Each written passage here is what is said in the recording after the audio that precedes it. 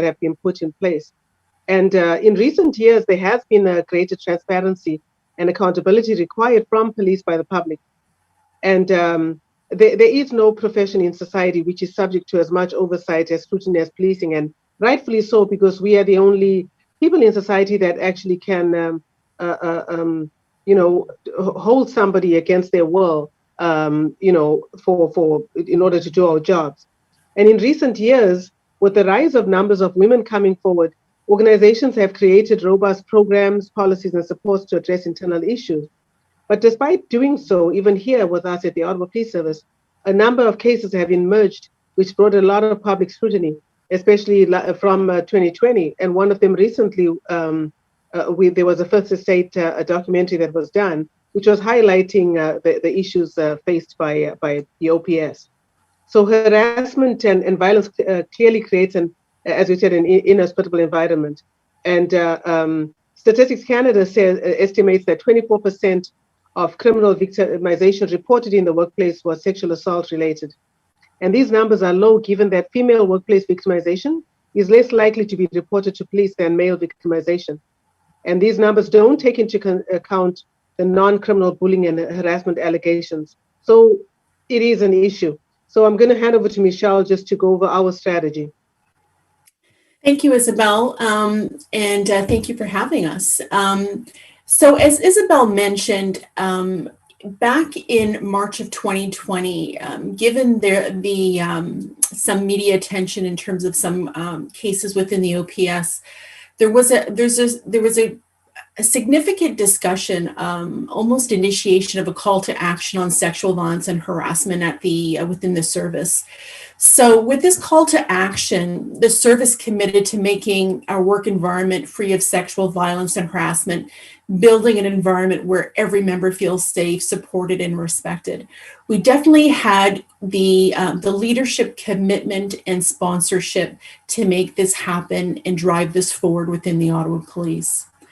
In terms of that, we made a focused effort to really challenge our current practices and look for more sustainable solutions. So in April 2020, we established our core working group, which was led by Superintendent Granger and Deputy Chief McKenna. That led the development of an approach that would involve over 100 OPS members, as well as external partners and leaders with expertise within this space to help build our future state. So as Isabel mentioned, we have legislation, federal regulated legislation that businesses, organizations, just humans in Canada that abide by. We have a complaints process in place. We have some certain, support strategies and services that we offer our employees. But the question was, it's obviously not enough. And if it was enough, we wouldn't be in the situation that we are in, or that we see our members coming into work and the way they're feeling. So what I'm kind of presenting is more of a high level approach that we kind of took back in April of 2020. And the first step that we're really focused on is really having that conversation, initiating that conversation, understanding the scope and scale of the actual issue at the Ottawa Police, and of course, researching some leading practice as well. And the issue there was, it's a very difficult, uncomfortable conversation, but it's a conversation that needs to happen in order to make change. And what we've done as part of that first step is that we actually reached out to a lot of members and had certain focus groups, which we called Sharing Your Voice. And this allowed an opportunity for members, female and male, to come forward and speak to what they feel as though the root issue being. So we gained a tremendous amount of insight in terms of the systemic issues related to culture, processes, and programs that really contributed to the issue. From how we recruit police officers to how we promote within, just to name a few. The second step that we really focused on was building a strategy. So with the working groups that we established, we collectively built a strategy, and it actually goes beyond just the program itself, a complaints harassment program itself. What we've uncovered is that this strategy is far-reaching, both internally and externally from external factors. So we'll get into that momentarily. Our third approach, so we've built the strategy. The third step is really learning and solutioning through lived experiences. So leveraging the strategy that we've built, we're now kind of uncovering innovative ways, different ways of actually how we can kind of support members, how we can do the intake and complaints process. So looking at alternative methods that really kind of enhance and build the trust needed internally. And so through that collective solutioning, we'll be building some options. And with the option design, we will then, put a set of recommendations going forward to our police services board and our executive at the Auto Police to then, kind of endorse and support the future state build. But having said that, we are actually doing things using more of an agile, iterative approach to build. So if we identify a solution that would work well now, that would complement a future state option, we're starting to work that and implement it. So we're not waiting till the final report, but we're actually doing as we're learning and as we're building. So from there, I'm going to kind of speak to what our strategy looks like. So you'll see this is our strategy map. And so our strategy speaks to the core issues surrounding sexual violence and harassment at the OPS. And we're looking here is that, the three aspects, culture, power, and trust. And these were key organizational factors that really influenced how sexual violence and harassment is managed and reported at the Auto Police. And all contributing to, member harm. And so with that, as a group, we identified a mandate, and through a lot of discussion and, expertise around the table from internal members, one of which Huri is part of our committees. We looked at building a harm reduction formula. So what is the duty of care that we need to kind of consider as we're kind of building out this strategy and this new program? Michelle, I'm sorry, I hate to do this, but you have 2 minutes left only. Okay, thank you. I'll be quick. So the first off being leadership commitment. So we need an unwavering commitment from our leaders to make sure that we actually move forward, and however long it takes. Through that is our respectful workplace program. So as Isabel mentioned, we have a program in place, but have we actually extended it and built upon, to make it that much better? And from there, we actually created a cycle where we're looking at, a prevention pillar, the need to understand, the need to support, the need to respond, and the need to restore. And it's a collective continuous cycle that our program is going to be built around. So when we look at prevention is, how do we make sure prevent things from happening or behaviors from stemming within the organization? Ensuring that we understand the issues at hand and as they evolve, looking at the measurements of the key performance indicators that gives us some guiding indication in terms of, are we making progress? The support that we offer our members in terms of, counseling support services, internal and external support services, how we respond, how members actually provide report incidents and complaints, the intake process, how we investigate incidents, how we actually,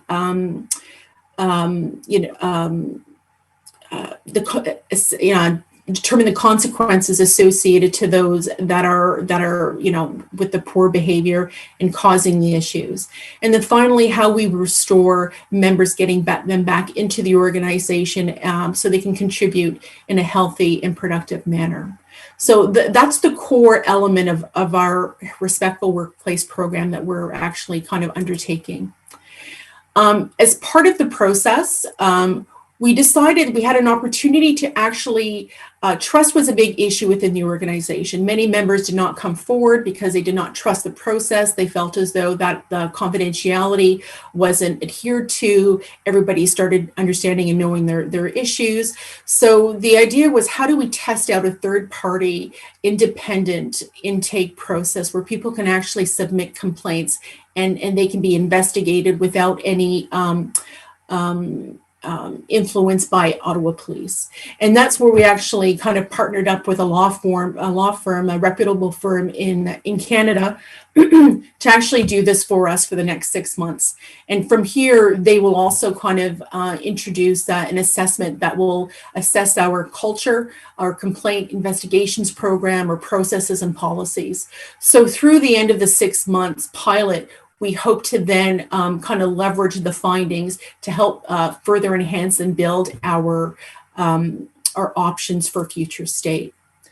Going back, and this is, I think, 30 seconds, hurry. So going back to the actual strategy, the last two components is a partnership and alignment and culture shift and systemic barriers. So, we need the leadership commitment, we need the actual program, we need to actually build the partnership alignment with our associations, our unions. Unions are critical in terms of moving this forward. They have membership, membership ear and influence. And in order for us to make change, we need to be working together. And also culture shift and systemic barriers. There was tremendous amount of culture changes that need to happen, as well as systemic issues that we need to kind of change and influence. So, with all these four components, that's when we're going to be able to achieve our overall outcome. So, in closing, what we're trying to do, and this is a work in progress, and we're still continuing the work today. And we hope to get by the end of the year that much more closer to our goal of understanding what our future state is. But at the end of the day, what we're trying to do, from a comment from some of our members, is that they just want to come into work and do their job, free of anything, not having to look behind their shoulder or listen to vulgar language or whatever it may be. They just want to come into work and do their job and do their best. And I think that's what we're hoping to achieve with this change. So thank you.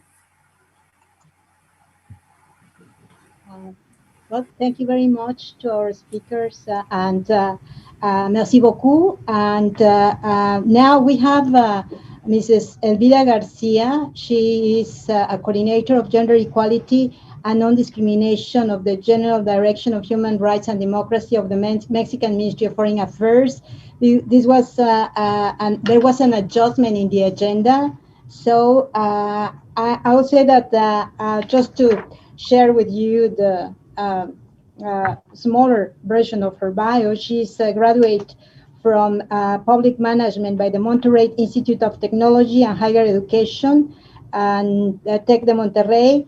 And she has wide experience on public service and gender equality and non-discrimination. So Elvira Garcia is going to give us her presentation. Elvira, are you ready? Thank you. Thank you very much. Good afternoon to everyone here. My name is Elvira Garcia. I'm here on behalf of Christopher Ballinas Valdez, Director General of Human Rights and Democracy of Mexico's Ministry of Foreign Affairs.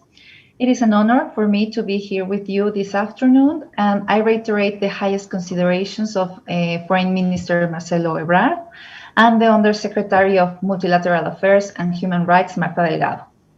I thank the Embassy of Mexico in Canada for organizing this discussion, the objective of which is to discuss the elimination of sexual harassment and harassment in the workplace to publicize the terminologies associated with the issue of harassment in the workplace, as well as the advances and specific strategies that are applied to address it.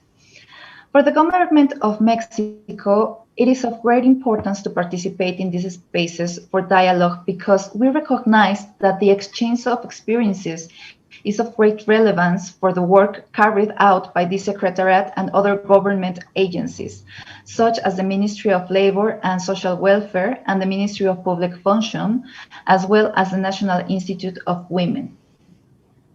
Women and girls suffer various types of violence in all areas of their lives and under multiple manifestations. At home, in public spaces, at school, at work, in cyberspace, in the community, in politics, in institutions, among others. One of them is harassment and sexual harassment in the workplace, which not only limit the exercise of economic autonomy by women, but also constitute a link in gender violence.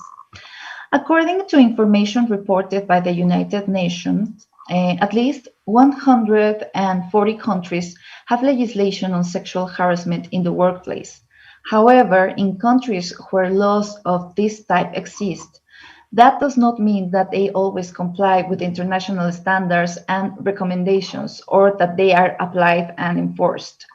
In Mexico, the 2016 National Survey on the Dynamics of Household Relationships showed that of women aged 15 years or more who have worked, 4.4% have been victims of sexual harassment or harassment in the workplace. Therefore, gender-based violence requires policies, strategies, and lines of actions designed to give a forceful response to this problem, and in order to guarantee that all women work in safe and violence-free environments, at the international level, there are various international instruments.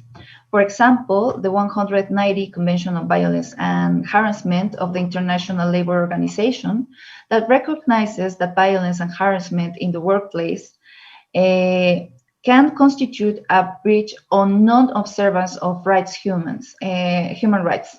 In addition to putting equal opportunities at risk and therefore are unacceptable to achieve decent work, it also reminds member states that they have a responsibility to promote a general zero-tolerance environment.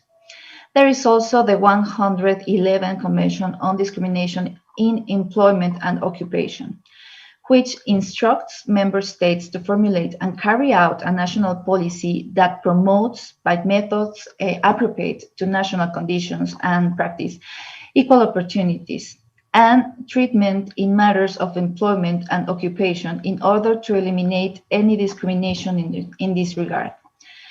We also have the Convention on the Elimination of All Forms of Discrimination Against Women, CEDAW, that establishes that state parties must adopt all appropriate measures to eliminate discrimination against women in the sphere of employment in order to ensure that women in conditions of equality with men the same rights. The recommendations received by the Committee on the Elimination of Discrimination Against Women in 2018, while recognizing our advances in normative and programmatic matters, highlight our most significant and urgent challenges in a transversal way and the importance of including all women and girls in their diversity in all our goals towards equality. Among the specific recommendations regarding the right of women to decent work are the elimination of discrimination in access to the labor market and the prevention and care of harassment and violence at work. The International Covenant on Economic, Social, and Cultural Rights, for its part, mentions that the states parties recognize the right of everyone to the enjoyment of just and satisfactory working conditions that ensure, among other things, decent living conditions for people, workers, and their families, without distinction of any kind. The 2030 Agenda for Sustainable Development incorporates this same principle in Sustainable Development Goal 8 on inclusive growth and employment, which establishes the goal of achieving full and productive employment and guaranteeing decent work for all men and women, protecting labor rights and promoting a safe and risk-free work environment. In addition, one of the goals of the Goal 5 on gender equality seeks to eliminate all forms of violence against all women and girls in the public and private spheres. In addition, in Latin America and the Caribbean, there is the Inter-American Convention to Prevent, Punish, and Eradicate Violence Against Women, the Belém do Pará Convention. Elvira, I'm sorry, but you have 1 minute left. Since this is sorry. So yeah, we have to speed up a little bit. Thank you. Maybe we can advance to our feminist foreign policy.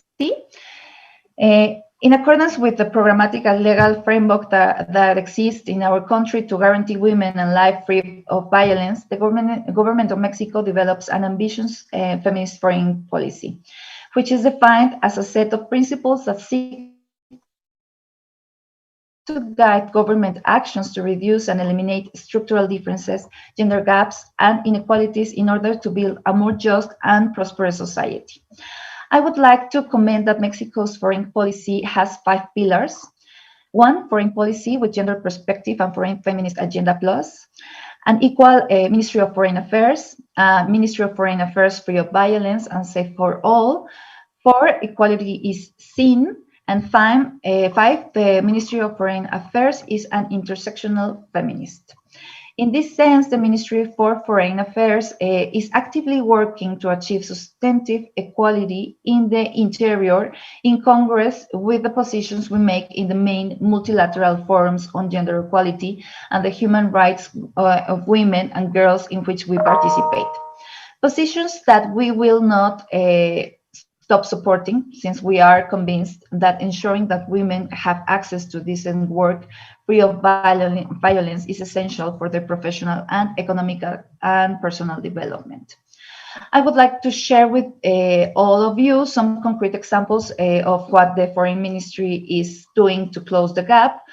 Within the framework of Pillar A parity in Ministry of Foreign Affairs of our Ministry Feminist Foreign Policy, we are aware that achieving parity within the Ministry of Foreign Affairs and its foreign service will be through the promotion of institutional, organizational, and regulatory improvements to eliminate structural differences and reduce inequality gaps.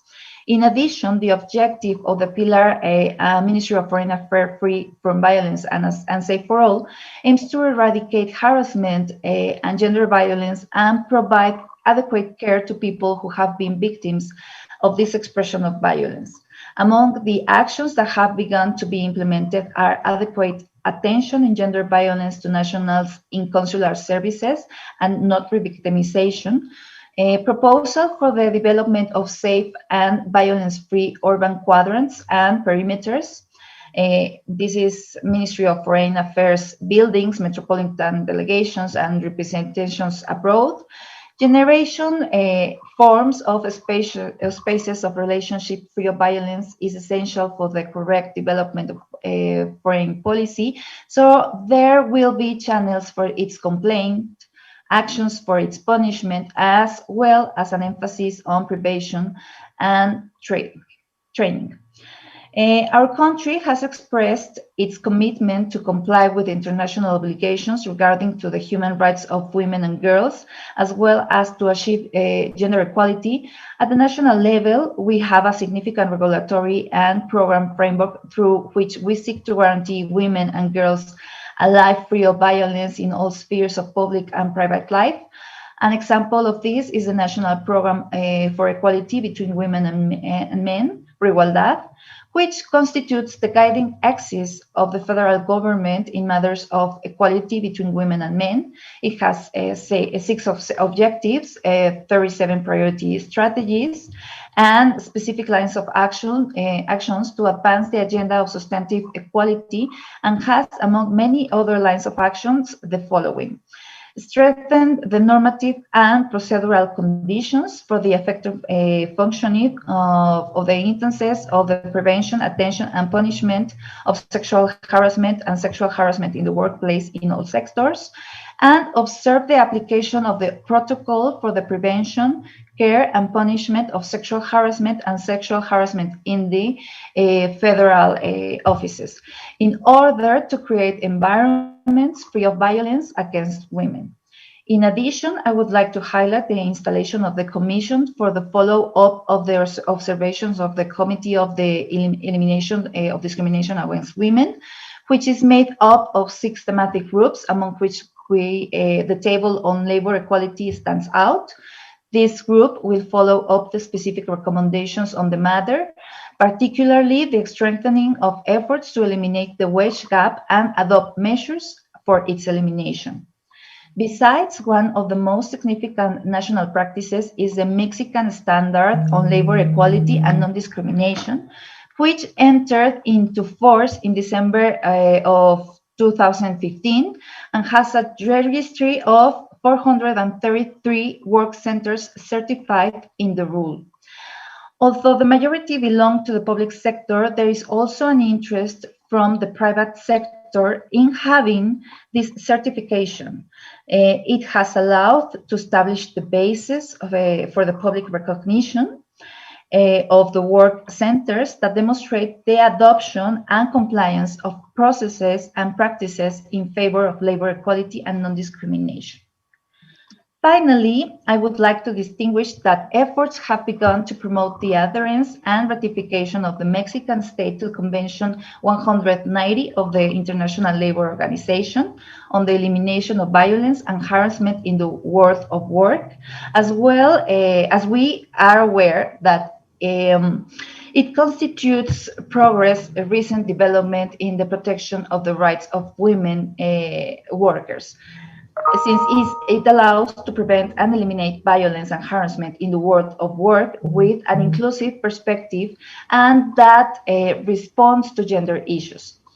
Further, it is in line with Igualdad, in particular, its line of action to promote Mexico's ratification, adherence, and compliance with international regional treaties that protect the labor rights of women, the existence of conditions for decent work, and guarantee no discrimination in employment. Thank you. Well, I'm sorry, but we have... it's okay, I was finishing. Thank you very much, and sorry for the time. Yeah, thank you. And now our next speaker is Mr. Raúl Balmaceda Valdez. He is a Director of Labor Inclusion and Child Labor from the Ministry of Labor and Social Welfare. Mr. Balmaceda holds a master's degree in political science focused on public management from the Center for Research and Teaching in Humanities of the state of Morelos and the University of Western Brittany in Brest, France. He has wide international experience in public management, human resources, transparency, and accountability. He has participated in the design and creation of a specialized unit in ethics and prevention of conflicts of interest. Mr. Balmaceda, you have 5 minutes for your presentation. Thank you very much for joining us today.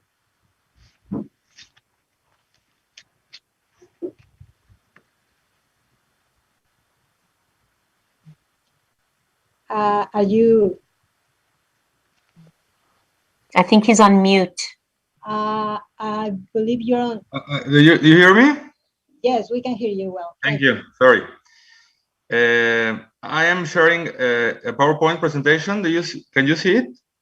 Yes, we can see it. Okay, thank you. On behalf of the Ministry of Labor of Mexico, I will share with you the protocol model to prevent, attend, and eradicate workplace violence. I won't stop on the figures because the previous presenter already showed this general data on violence in Mexico according to the National Survey of Occupation and Employment, and also on the survey on dynamics of household relationships. It is probably, do you hear me? Maybe there's another intervention. Okay. That's great. Sorry. Just for a general context, according to this national survey, you can see that by sex discrimination or harassment, unfortunately, 26,000 workers already experienced this situation. They could not answer due for work activities, 2.2 of the total workers, and conflicts at work or with their bosses, 8.5 of the total of these 21,000 workers. First of all, we identified these definitions of workplace violence, starting by setting the workplace violence, identifying it as caused or exercised by people who have an employment relationship, regardless of the hierarchical relationship. This is a difference between the public protocol presented by the Ministry of Foreign Affairs and worked by the Ministry of Public Function of Mexico, or Ministry of Public Administration, in coordination with the National Institute of Women. We have a definition for workplace harassment. We have these two definitions: sexual bullying and sexual harassment. First, there is no subordination, but there is an abusive exercise of power with a sexual connotation. This is sexual bullying. And we understand sexual harassment as the exercise of power in relationship of real subordination expressed in behaviors of lewd connotation.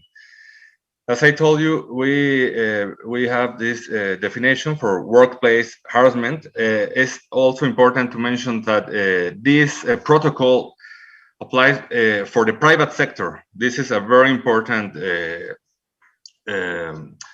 identification, because in the Mexican federal law of labor, federal law, we have the section A for the private sector and the section B for the public sector. So this protocol applies just for the A section, the private sector. Workplace harassment, in which we can find intimidation, also overshadow, flatten out, or consume the victim emotionally or intellectually, causing physical, psychological, or economic labor damage. We identified six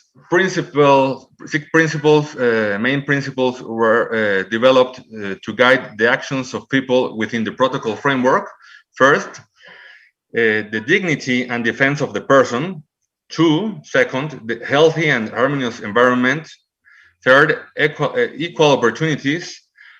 Confidentially, due diligence, and very important, no re-victimization.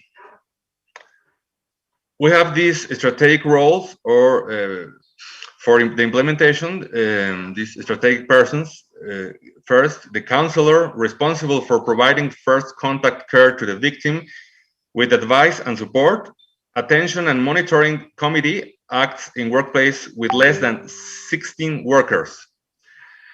And attention and monitoring committee, in charge of issuing and adopting the protocol, sensitizing and training all staff, as well as giving attention to complaints about cases of workplace violence, and determining the applicable protection or behavior modification measures, which are, first, the preventive mechanisms to avoid harm to the victim, and the behavior modification. When a case of workplace violence is confirmed, some measures can be taken by other authorities. This is also very important to mention, to point, depending on the severity of the case, like termination of labor relation, change of area, or schedule and approach restrictions. This is the procedure for attention complaints, all in an environment of trust, Excuse me, I'm sorry to interrupt you, Raul, but we have 1 minute left. Okay, I think this is almost the last slide. Thank you. Thank you. Sorry. First, the environment of trust. Attention and monitoring committee can obtain information in different ways, including interviews with the aggressor and witnesses. All the strategic roles must adhere to the principle of the protocol. Decisions of the committee are mandatory for workplaces, including measures of behavior modification. And finally, these 4 protocol elements, the commitment letter format for counselors and members of the attention and monitoring committee, example of a work plan that includes a format for activity monitoring and schedules. Third, guidelines for interviews and questionnaires for alleged victims, alleged aggressors, and witnesses. And finally, complaint format. So this is, in synthesis, the protocol that this Ministry of Labor is in charge to diffuse, and also as it's an obligation according to the federal labor law to attend for the private sector. Thank you for your attention. Thank you. Thank you so much, Senor Raul. It's really unfortunate that we don't have more time to hear each of you as long as we would like to. I am happy now to introduce you to our next speaker, Duncan Shaw, who is the Senior Director of Occupational Health and Safety in the Labor Program at Employment and Social Development Canada. Before joining the Labor Program, Mr. Shaw held Executive Director and Director roles primarily in the area of labor market programs. Over to you, Duncan. Super. Can you hear me? Yes, thank you. Check. Wonderful. Thanks very much. So thanks very much for giving us the opportunity to participate in this panel and to talk a bit about the work over the past couple of years that we've done to implement new harassment and violence prevention regulations in Canada. I'll just say that the presentation that I sent is very long, so if it's okay with the group, I think we'll just leave it on the first slide, and I'll rattle through my presentation, the main ideas of the presentation, and we can leave the slides as simply a reference document, if that's okay. So let me start by saying that the Government of Canada, like the Government of Mexico, strongly believes that all Canadians deserve a workplace free of harassment and violence. And this has been a preoccupation for the last couple of ministers of labor and a major priority for the Government of Canada because harassment and violence continues to be pervasive in Canadian workplaces. So, for example, a 2018 online survey conducted by the Angus Reid Institute found that 52% of Canadian women have been subject to sexual harassment in the workplace. Also, our Government of Canada Public Service Employees Survey in 2017 found that 1 in 5 respondents had been subject to harassment and violence on the job in the past 2 years. Evidence also shows that harassment is severely underreported in Canadian workplaces, and some studies estimate that up to 80% of occurrences go unreported. So statistics vary widely between different sectors of the economy on harassment and violence, with research showing that the arts and cultural sector and the maritime industries are 2 of the sectors where issues of harassment and violence are widespread. So to respond to this pervasive problem in Canadian workplace culture, in 2018, the Government of Canada enacted Bill C-65 to help keep Canadian workers healthy and safe by protecting them from harassment and violence in the federally regulated public and private sectors. So just to note the difference between the federal and the provincial jurisdictions here, the federal jurisdiction is the federal public service, banking, telecommunications, transportation, and a few other sectors, while provincial governments in Canada cover health and safety regulations for other sectors like construction, restaurants, service sector, that sort of thing. For the federal jurisdiction, in the past, the Canada Labor Code and its regulations did not address harassment and violence issues in any kind of coherent way. The Canada Labor Code featured 2 separate regimes to deal with workplace violence and sexual harassment, which sometimes created a bit of an imbalance in the treatment of these issues. So Bill C-65 strengthened the provisions in the Canada Labour Code by putting in place one comprehensive approach that takes all forms of harassment and violence into consideration. So on January 1st, 2021, Bill C-65 and the corresponding workplace harassment and violence prevention regulations came into force, and they apply now to the federal public sector, federally regulated private sector industries like transportation, banking, and telecommunications, as well the offices of members of parliament and senators and their staff, including ministerial exempt staff and interns, are now covered by our new harassment and violence prevention regulations. So the new regime deals with a full spectrum of unacceptable behaviors, ranging from teasing and bullying to sexual harassment and physical violence. So the new harassment and violence prevention legislation was anchored in a new definition of harassment and violence, which is any action, conduct, or comment, including of a sexual nature, that can reasonably be expected to cause offense, humiliation, or other physical or psychological injury or illness to an employee, including any prescribed action, conduct, or comment. So that's the definition in the legislation. So with respect to employer requirements, new employer requirements coming into force with these regulations, the Canadian employers are now need to take action to prevent and protect their employees against harassment and violence.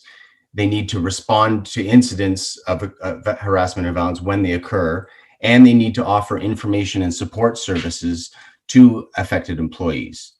In order to help prevent harassment and violence, employers are required to develop a workplace harassment and violence prevention policy, conduct a workplace risk assessment, and then develop preventive measures to eliminate or mitigate the risks identified in that assessment. They will also be required to develop emergency procedures in the cases of harassment and violence, and provide all employees with information about available support services in their geographic region. Finally, employers will need to provide all employees with training on workplace harassment and violence. A significant new requirement is that all employers are also required to respond to all notices of an occurrence of harassment and violence within a specific time frame, and to record and report on all occurrences of harassment and violence to the labor program, to the federal government. And as a regulator, our labor program will enforce the new timelines around responding to and managing complaints of harassment and violence. So for the process to, on the receipt of notices of occurrence of harassment and violence, an employer has to contact the principal party, the person that made the complaint, within 7 days to advise them of that their notice has been received and that they have been identified as the principal party in the notice. And they also have to tell them how to access the harassment and violence prevention policy and each step in the resolution process. They have to do this within 45 days. Within 45 days, they need to review the notice with the principal party and see if an agreement can be reached on whether or not the occurrence meets the definition of harassment and violence in the code. And then they need to make every reasonable effort to resolve the occurrence. And if the principal party agrees, they need to contact and provide the responding party, the employer, with the same information that was given to the principal party. And the principal party, if they request an investigation, they will provide the principal and responding party with a notice of an investigation. So there are specific process for the complaint process, and then also for investigation process. So in order to address the issues around choosing between the employer and the complainants, an investigator, the labor program worked with the Canadian Centre for Occupational Health and Safety to develop a specific roster of investigators. And so if workplaces cannot agree together on an investigator to research the occurrence within 60 days, then the employer can go to this online list of investigators and choose from there a qualified investigator. So with respect to employee rights, employers and witnesses have the option of submitting a notice of an occurrence to either the employer or a designated recipient. According to the new regulations, they are also able to submit a notice either anonymously or non-anonymously. If an employee wishes to pursue the resolution process with the employer, they have a number of options. They can participate in a negotiated resolution, which is a very more of an informal process, or they can choose a formal investigation after they've participated in a negotiated resolution. Where an employee wishes to pursue an investigation, the employee receives a copy of the investigator's report that outlines the investigator's conclusions and any recommendations or on how to eliminate or minimize the risk of a similar occurrence in the future. To ensure the protection of privacy, the investigator's report does not contain the name or identity of the persons who were involved in the occurrence of harassment or violence or the resolution process for the occurrence. So again, in order to protect the privacy of the parties involved, workplace health and safety committees and the health and safety representatives are not allowed to participate in the resolution process of an occurrence so as to minimize the number of people that have access to the details of the occurrence. That's one of the major improvements in the legislation and the regulations is protection of the individual's privacy.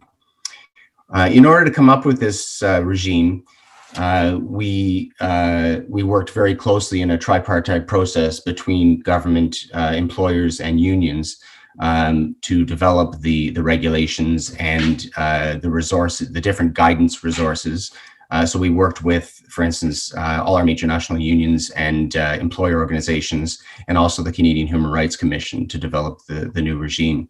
And of course, one of the key pieces was developing the right tools and resources and training to help implement the regulations.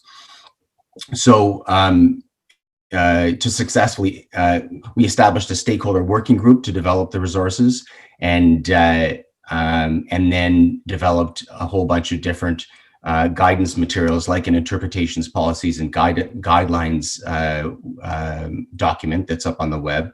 As well, a sample workplace harassment and violence prevention policy for organizations, and a sample workplace risk assessment, along with a whole bunch of other tools that people can find on our labor program website that now workplaces, employers, and unions are using on a regular basis. Sorry, Duncan, 2 more minutes, please.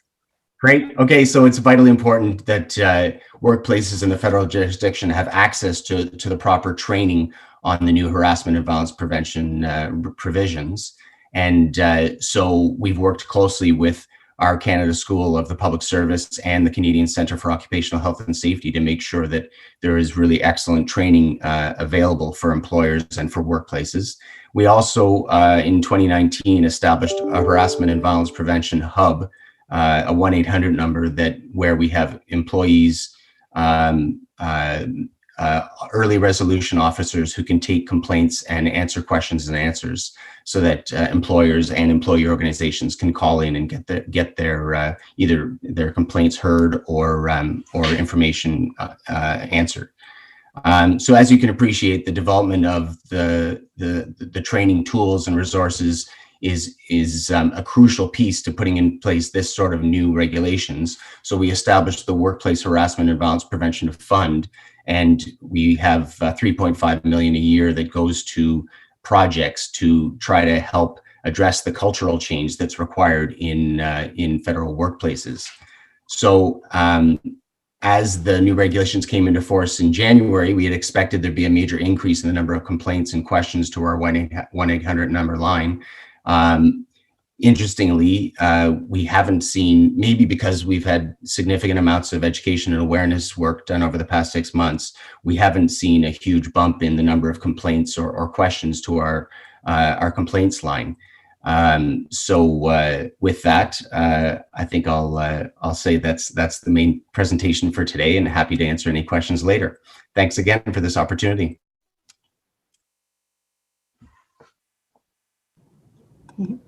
Thank you very much, Duncan. It was really a very, very important listening to your presentation and well, we understand that Bill 65 represents a remarkable change in creating a structured response and regulations to deal with workplace violence and sexual harassment.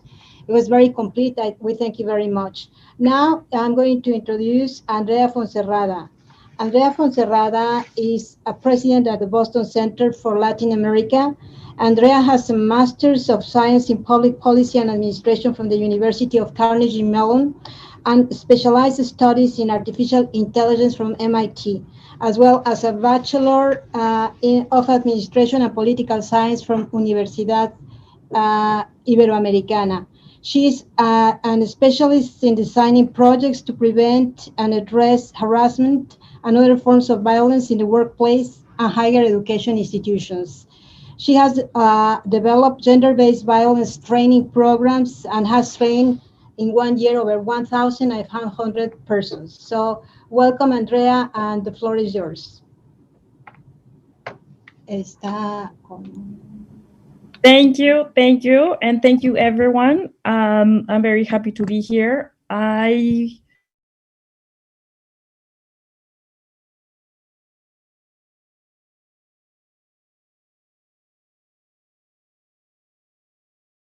Different types of components which invert places like governments, the private sector, universities. We have measures that have to do with prevention.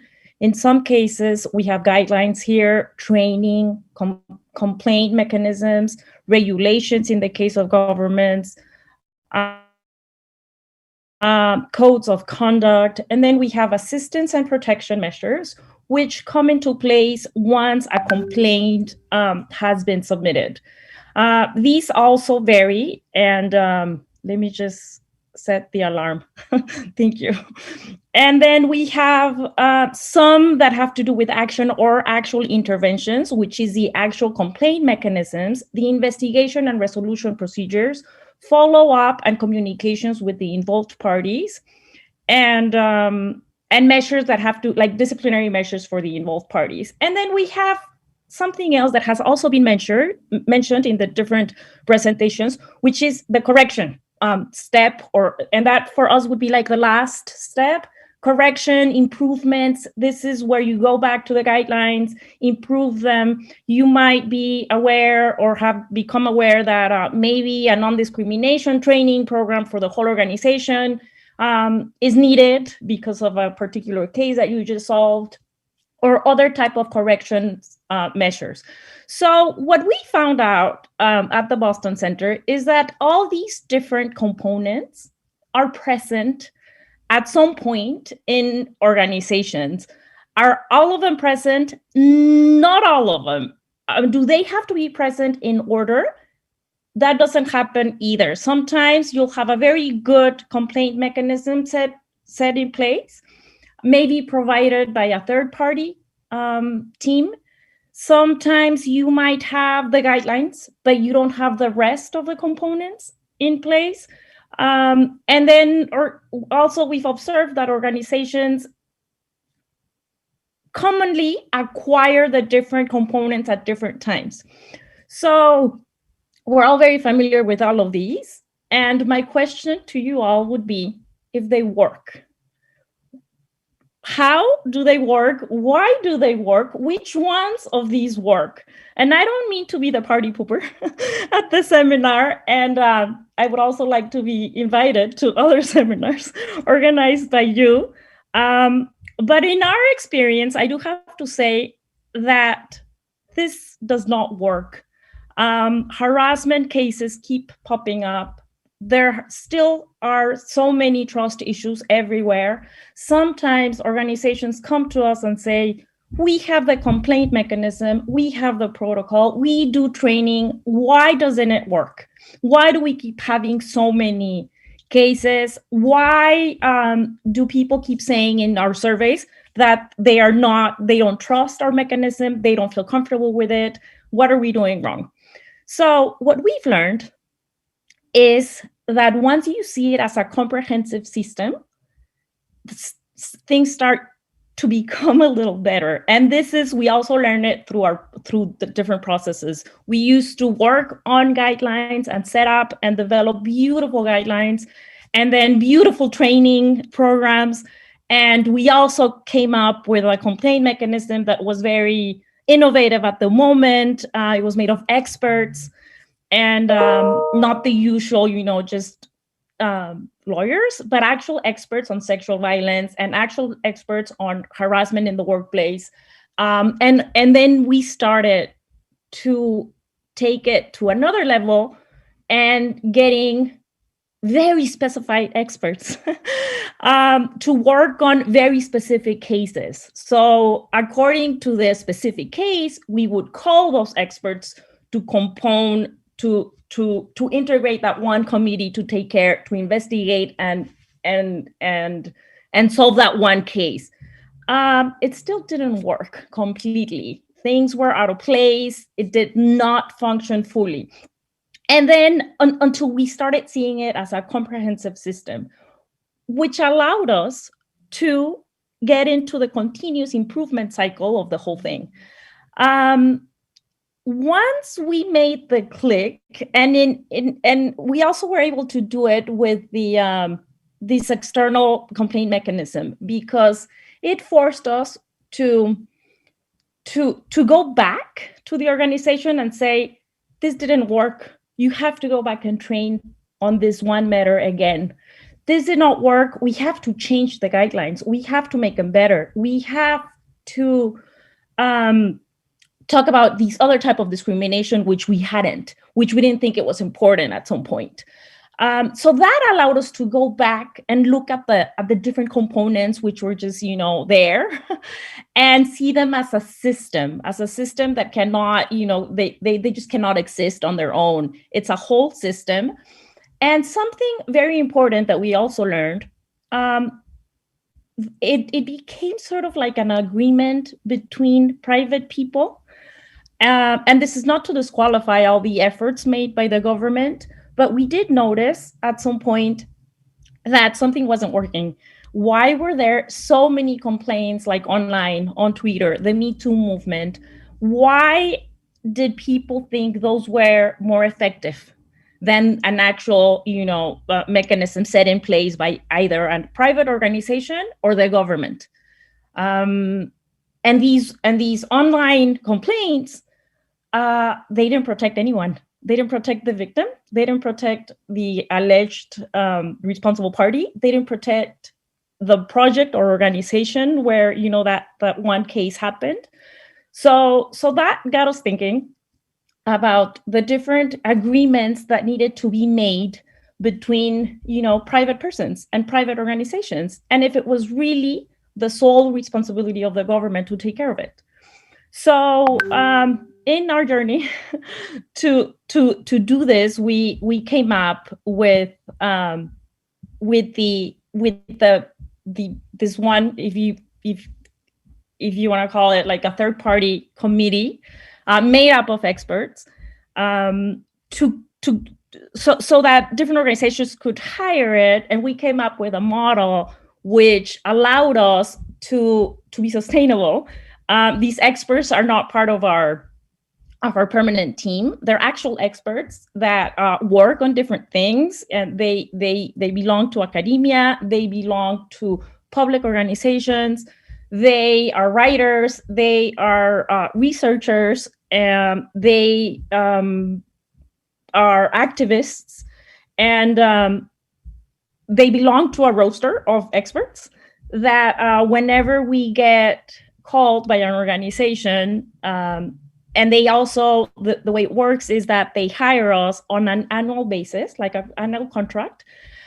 So they make this monthly payment, which allows the whole thing to work. And whenever we come up, with the guidelines, we observe them, we make them better, or we just from zero, we work with them on their guidelines, and we carry out the different training processes.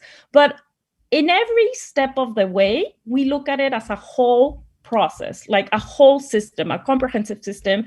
And every component needs to be talking to each other and making sure that all of them are locked in place. And then when these committee or board of experts comes in, they carry out the investigation, the resolution, and the recommendation.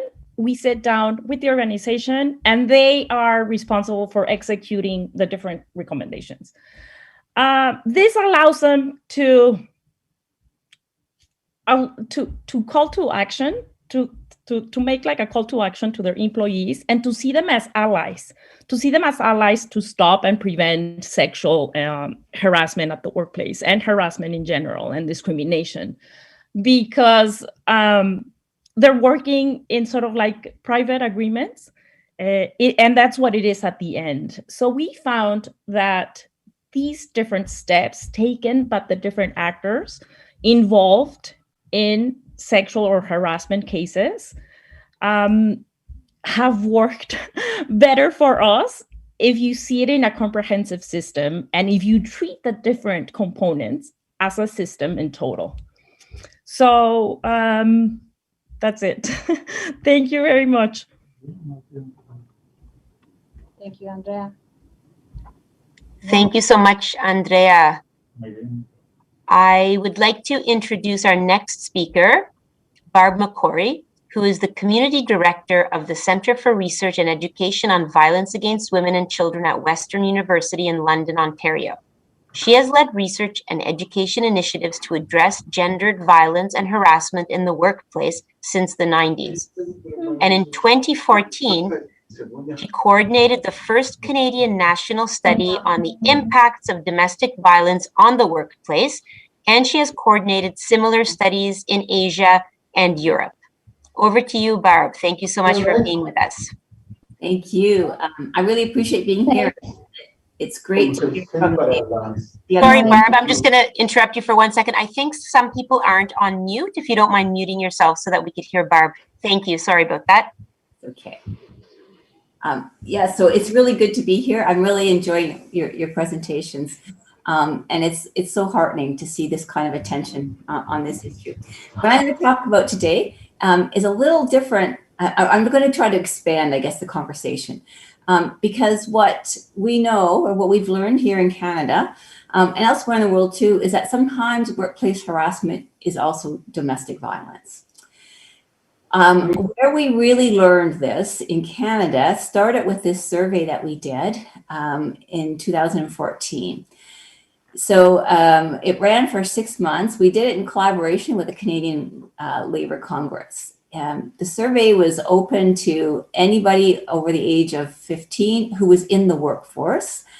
And they didn't have to have experienced domestic violence or any form of workplace harassment. It was really just a survey that we opened up to workers every place.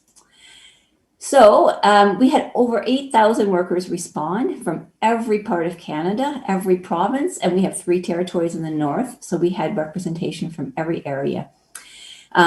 We had more women than men. Really interesting when I show you the rest of the high-level results from this to remember is that over 80% of our respondents were unionized and they were in permanent positions.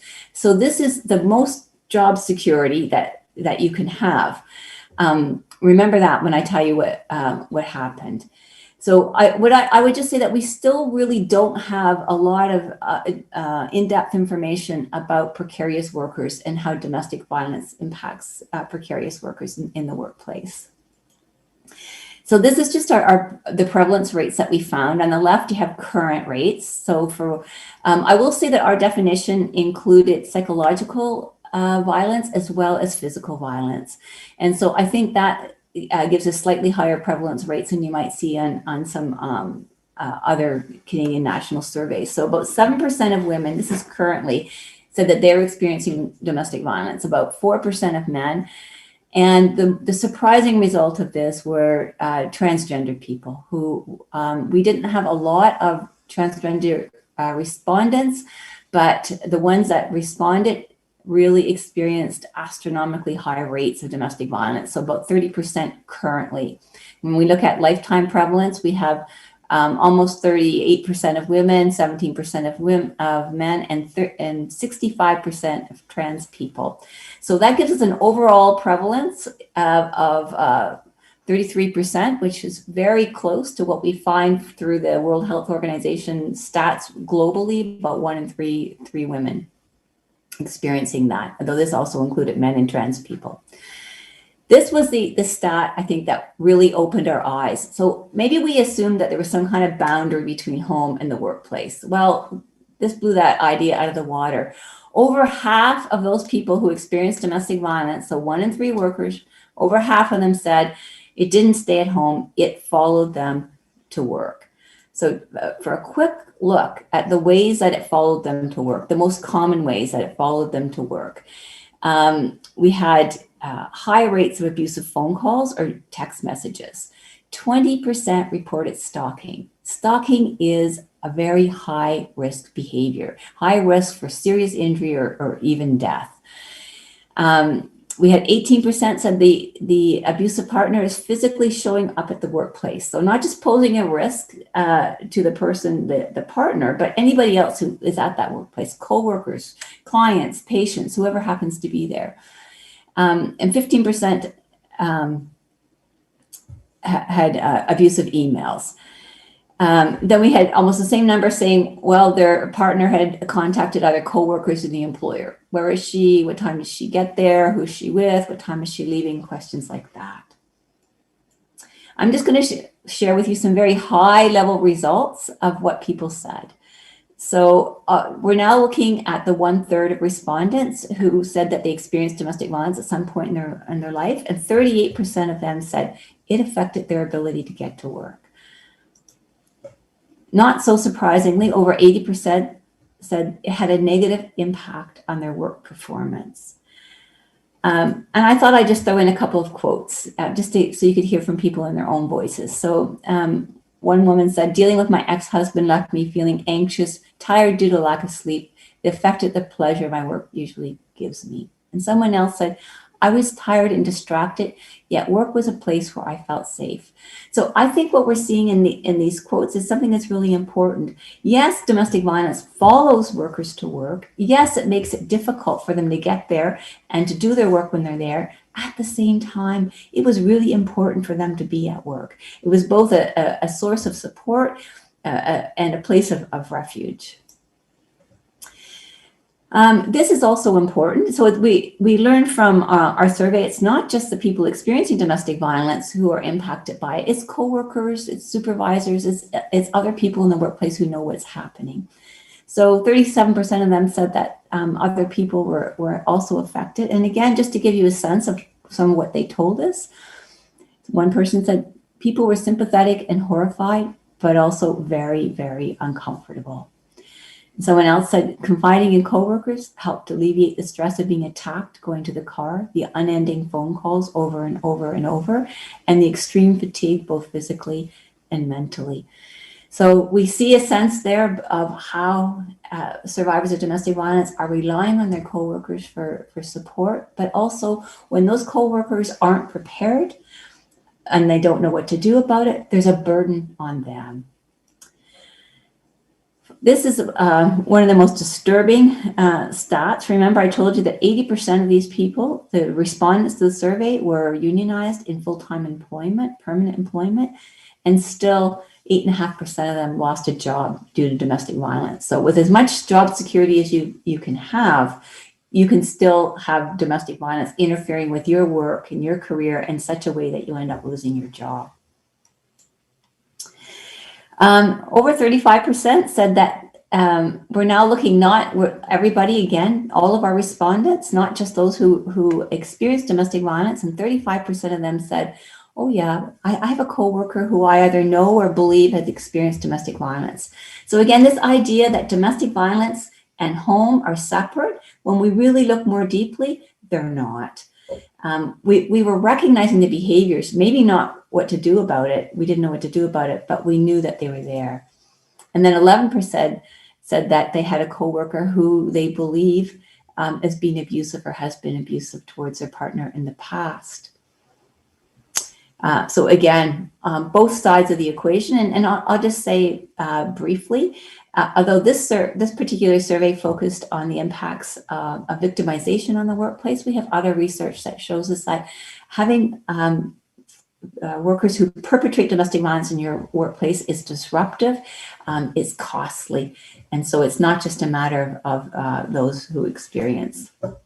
So again, just some high-level lessons of what we learned. Work is often the only space where victims or survivors feel free to seek help, and coworkers may be their only allies. Work and the financial freedom it provides actually is often a target of abuse. At the same time, it's really important for survivors to have that financial security, that financial independence, if they want to be able to leave the abusive relationship. But so the abusive partners who understand that then target them at work. It can be very difficult to avoid an abuser who is also part of your professional network. And so we did have a number of respondents who were in the same place as their abusive spouse. And the spouse was easily able to use the workplace to harass, to stalk, and to monitor. Really importantly, we learned that there are steps that organizations can take to help. So really briefly, what can governments do? And I know I'm following Duncan, and he gave a really good presentation about Bill C-65. And I want to say that it's excellent legislation. I think it's the strongest that we've seen in Canada. It gives us a really good platform to start addressing these issues.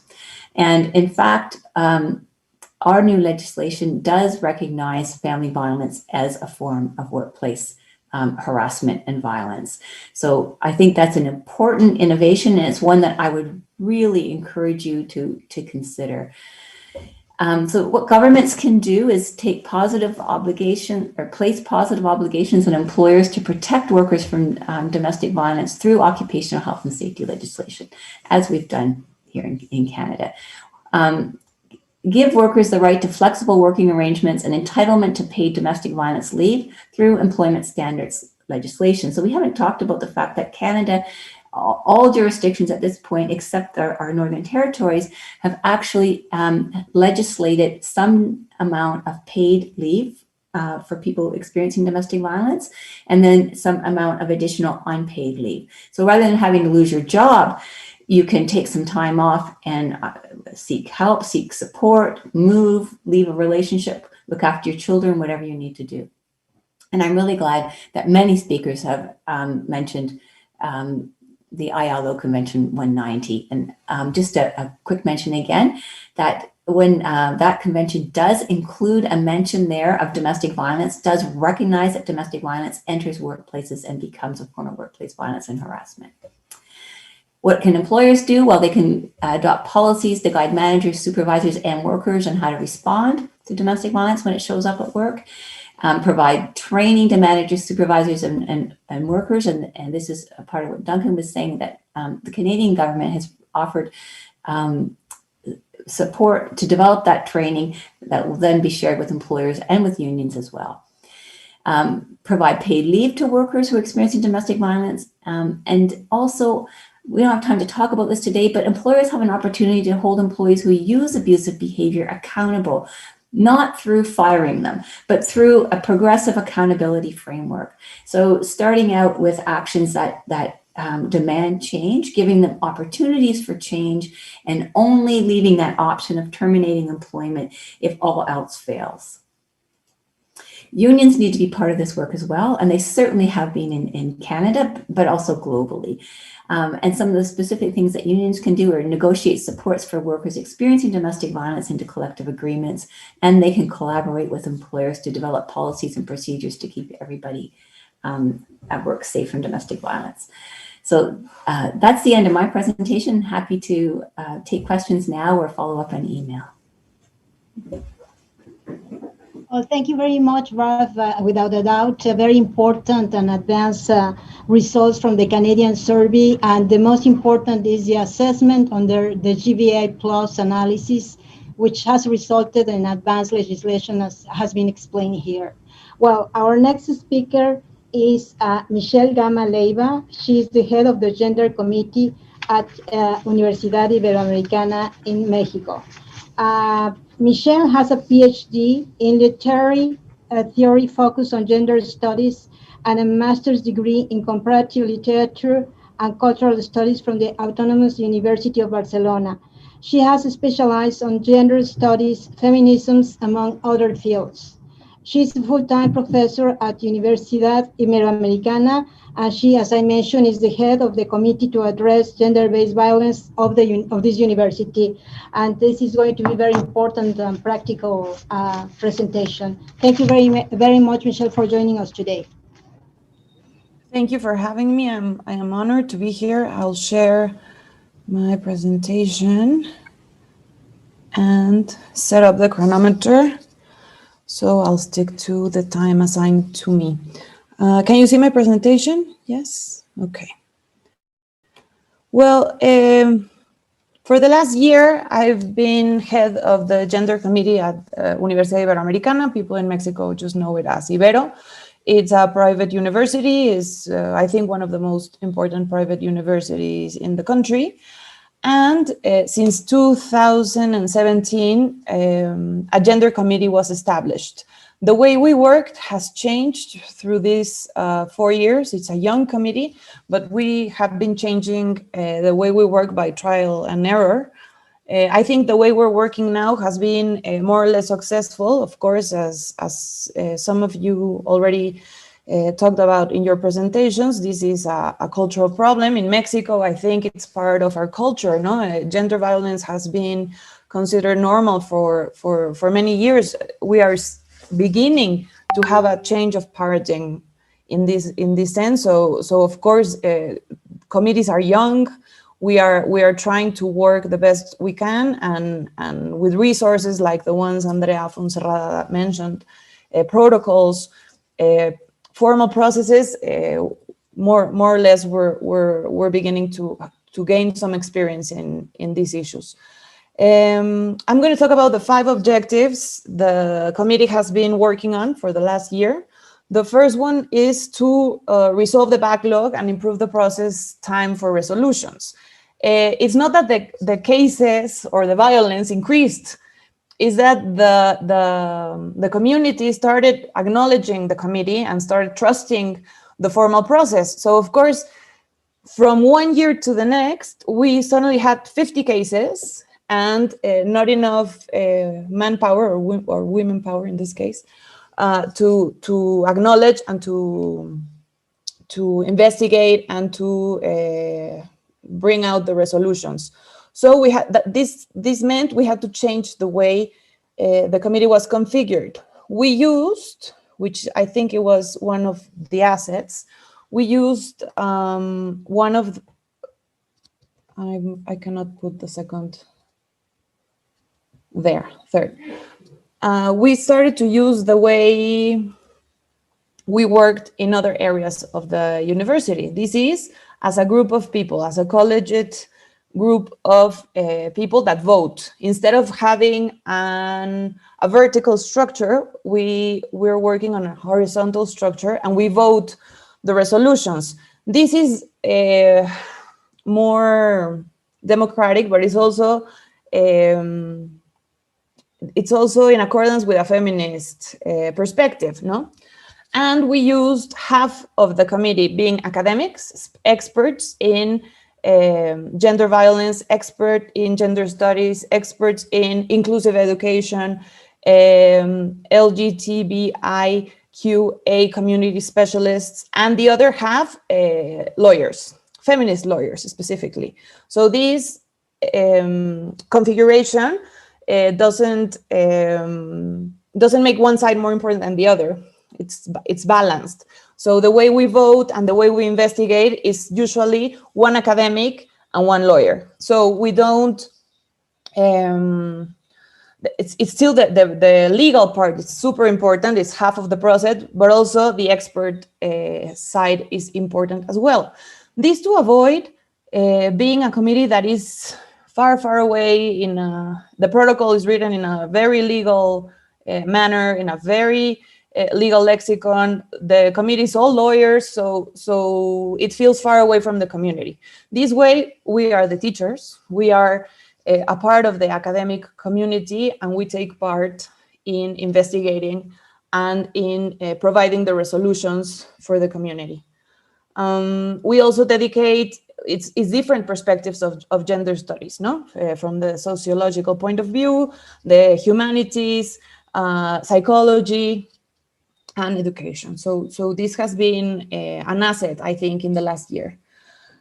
And finally, the other two objectives, the last two objectives are, the fourth one is to have a direct and fluid communication between the committee and other university areas, including the community itself, which meant we also had to think about prevention, not only attending cases, but also preventing the cases to happen in the first place. Many of our resolutions are educational or re-educational, if I may, no? Because we grew up with this kind of, well, I don't want to say misogynistic, but maybe it is, no? It's the mindset that we have to re-educate, no? So one of the things we've done to prevent is formative courses, no? To rethink the way we establish our relationships inside the university, to rethink the way we establish our relationship even with ourselves, no? As men, as women, as heterosexual, as non-heterosexual, how our identities are constituted in the culture we live in, and to rethink that and maybe to even rewrite it, which is why some courses like the one the Boston Center has provided, or human resources in focused on administrative staff, for example, have these objectives. And of course, there are situations that need immediate attention. We have the social media fires, so to speak, in the last few years as a university, and the committee has participated actively in attending and resolving these issues. And the last objective is to socialize the official protocol. The official protocol has been in the website, in the official website of the university since 2016. A lot of people today don't know it exists inside the university. This is a problem. So how do we deal with this misinformation, or how do we create interest in the community to know their own protocol for these kind of cases? Well, we thought about being more active in social media, and also made a special website to all gender issues related to the university in one place, which is this one you see on the screen, genero.ibero.mx. There you have the protocol, the policy, the format to introduce a complaint, the people that form the committee, all the media mentions of the university in gender-related issues, and so forth. This has been, I think, one of the biggest changes in the community, knowing what we do in case of gender violence. And of course, I have a minute left, to rethink the way we establish the relationships in the university, also as teachers that conduct classrooms, because most of the cases are between peers. They are not cases that imply subordinate relationships, but peer relationships. So what are we doing as teachers, being in front of the classrooms, or as bosses in front of academic areas, that these relationships are being built between peers in a violent sense? That is also one of the things we have to think about for the future. There's my email in case you have any specific doubts, or do you need extra comments about the case of Universidad Iberoamericana. Thank you very much. Thank you so much for that excellent presentation. And once again, I'm so sorry that we've given people such a small amount of time to talk. It's my pleasure to introduce our last speaker. Dalida Acosta, who is the head of the Transparency and Anti-Corruption Policies Unit in the Ministry of Public Administration of Mexico.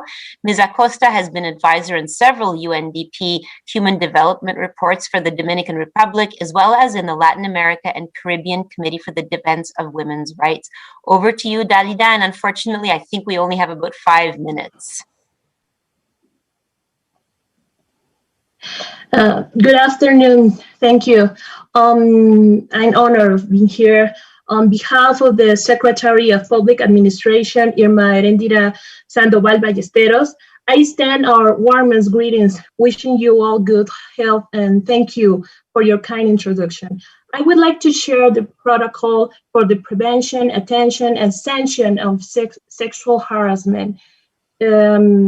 During 2019, we carried out collaborative work in the implementation of the protocol with the agencies of the federal public administration in order to learn firsthand about the challenges they face and providing with tools to ensure that the process is homogeneous and effective throughout the federal public administration. This protocol was issued on January 3rd, 2020 to overcome the limitations of the previous protocol as it was unknown, poorly implemented, and shed little light on the administrative procedure for sexual harassment reports.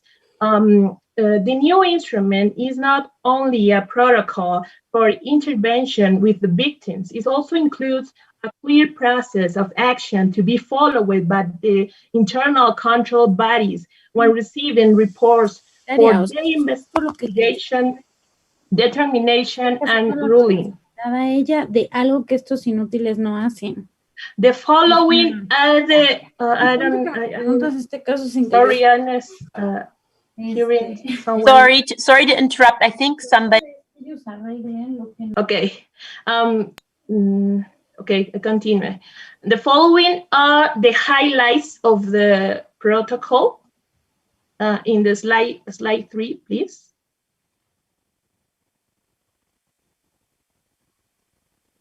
No, the next. Yes. First, before that. Oh, I'll tell you what happened. This morning. This number 3. I better not have my mic on. But I don't do omelet. Oh God.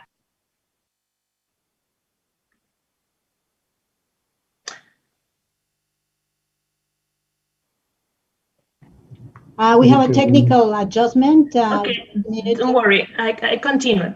The following are the highlights of the protocol. First is preventing, second, investigating, third, determining, and fourth, ruling. Each one with a gender perspective. Next slide, please. Zero tolerance policy. The protocol begins with a public statement of zero tolerance to sexual harassment as one of the preventive measures. Now it is demanded to be issued by the highest authority of each institution and that to be disseminated periodically. Next slide, please. Due diligence. This is another important element of this protocol. This issue was the most complex to work on in the protocol because we were trying to change a perspective. Usually when a report is filed for an administrative offense such